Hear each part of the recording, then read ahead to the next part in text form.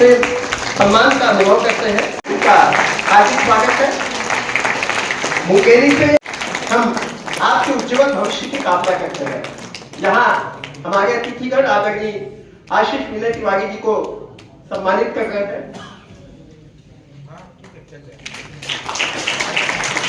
दैनिक अमन पत्र साहित्यकार आदरणीय लतिका भावे जी आज वक्ता मंच द्वारा मेरी 2 पुस्तकों का विमोचन हुआ है। इन 2 पुस्तकों का नाम है अनोखी रस भरी कविता और अनुभव एक कविता। इस किताबों में मैंने जीवन के वास्तविकता को उतारा है और विभिन्न जो उपेक्षित वर्ग हैं, गरीब वर्ग हैं, पिछड़े वर्ग हैं, उनकी समस्याओं को मैंने छोटे छोटे शीर्षकों में खूब उनकी योग्यताओं को मैंने लिपिबद्ध किया है।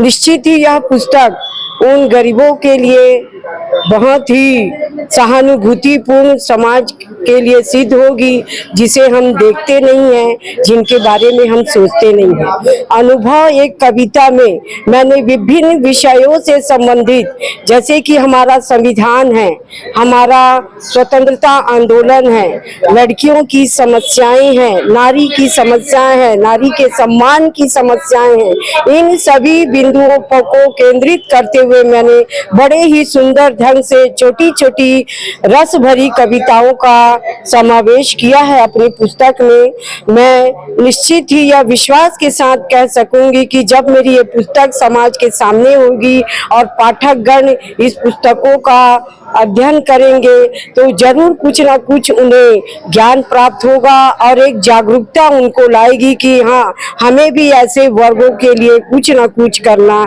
चाहिए और उनके साथ हम सहानुभूति भावना रखकर उन्हें भी समाज के अन्य वर्गों के साथ लाने का प्रयास करेंगे। मैं श्रीमती गंगा शरण पासी, शिक्षिका, शासकीय हायर सेकेंडरी स्कूल पथरी, रायपुर। किताब के माध्यम से और शिक्षकों के विभिन्न समस्याओं से मैं यह आवाज बुलंद करना चाहती हूँ कि हमारे जो शिक्षक संघर्ष की जो प्रमुख मांगे हैं, क्रमोन्नति, वेतन विसंगति, प्राचार्य प्रमोशन और पुरानी पेंशन, वो शासन अतिशीघ्र हम लोगों की मांगों को ध्यान में रखकर पूरा करे।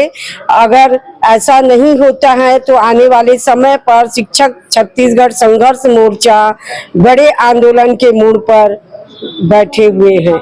मैं विजयश्री स्वामी, मैं केंद्रीय विद्यालय में पढ़ती हूँ और मेरी उम्र 15 साल है और मैं जो स्ट्रीट एनिमल्स रहते हैं, स्ट्रे एनिमल्स जो इंजर्ड रहते हैं, मैं उनको रेस्क्यू कराने का काम कराती हूँ कुछ NGOs के थ्रू।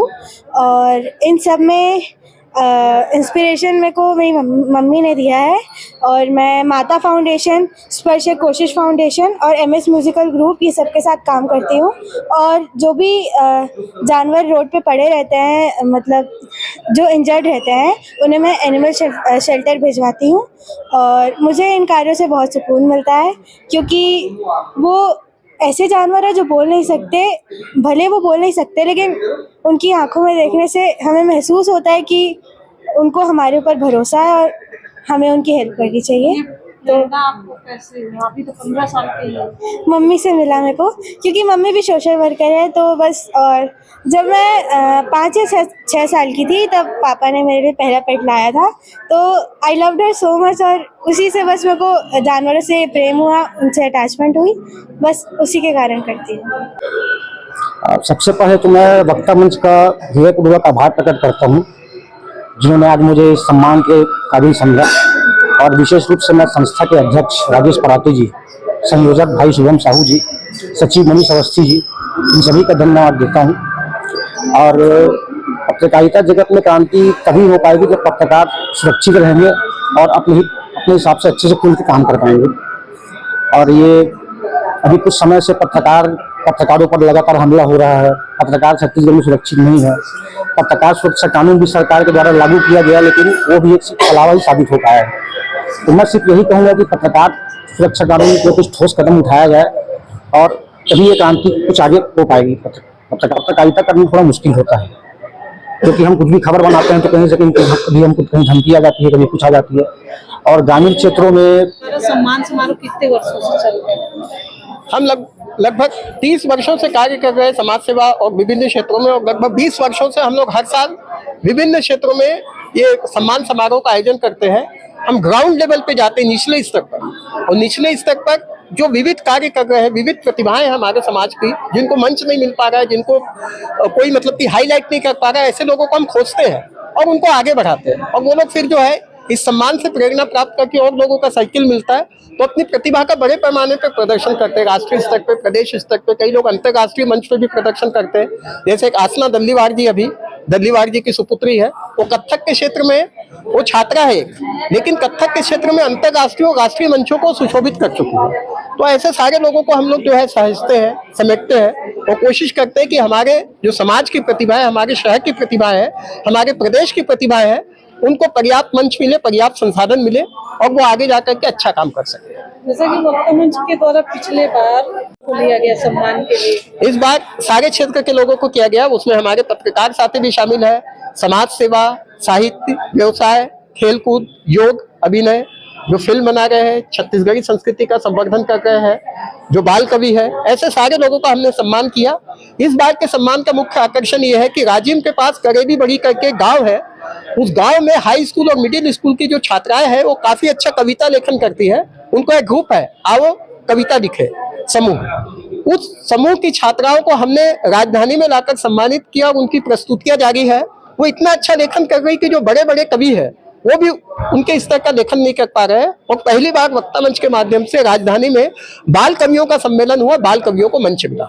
उनको और भी बड़ा मंच मिले, इसके लिए आप लोगों को क्या प्रयास है? इसके लिए प्रयास है, जो प्रतिमाएं आती है उनको आगे बढ़ाने के लिए जो जो साधन उपलब्ध है, संस्कृति विभाग उपलब्ध है, दूसरे साधन उपलब्ध है, उन सारे साधनों का हम लोग उपयोग करते हैं। उनके घर वाले भी जागरूक होते हैं। हमारा बहुत बड़ा ग्रुप है, आपस में लोग विचार विमर्श करते, डिस्कशन करते, एक दूसरे को प्रेरित करते, प्रोत्साहित करते हैं, एक रास्ता मिलता है, उसके माध्यम से हो जाते हैं। प्रेस में भी हम लोग अपने कार्यों को हाईलाइट करते हैं। मैं श्रीमती पूर्णेश गढ़सेना, शासकीय पूर्व माध्यमिक शाला चंगोरा भाठा दक्षिण पूर्व से हूँ। शिक्षिका हूँ और साथ में लेखक भी हूँ। बच्चों को लिखने के लिए प्रेरित करती हूँ और इसी कड़ी में मैंने मेरे बच्चों ने एक जो कहानियाँ लिखी हैं उसकी एक किताब मैंने संकलित कर, इसमें मेरी भी कहानियाँ हैं और मेरे स्कूल के बच्चों की भी कहानियाँ हैं। तो इंद्रधनुषी बाल कहानियाँ मेरी ये एक किताब प्रकाशित हुई है। साथ में मैंने मुसवा मन के बाल दिवस, ये छत्तीसगढ़ी काव्य संग्रह है जो मेरे द्वारा लिखी गई है। ये बच्चों के इर्द गिर्द ही घूमती हुई है। इसमें छत्तीसगढ़ की बोली और संस्कृति को बचाने का मैंने प्रयास किया है। जो छोटी लोरी होती है या बच्चों की जो कहानियाँ होती हैं, इस टाइप से छोटी छोटी कविताएं मैंने इसमें छत्तीसगढ़ी में लिखी हैं, जिससे कि बच्चे हमारी छत्तीसगढ़ की संस्कृति से कनेक्ट हो सकें। धन्यवाद।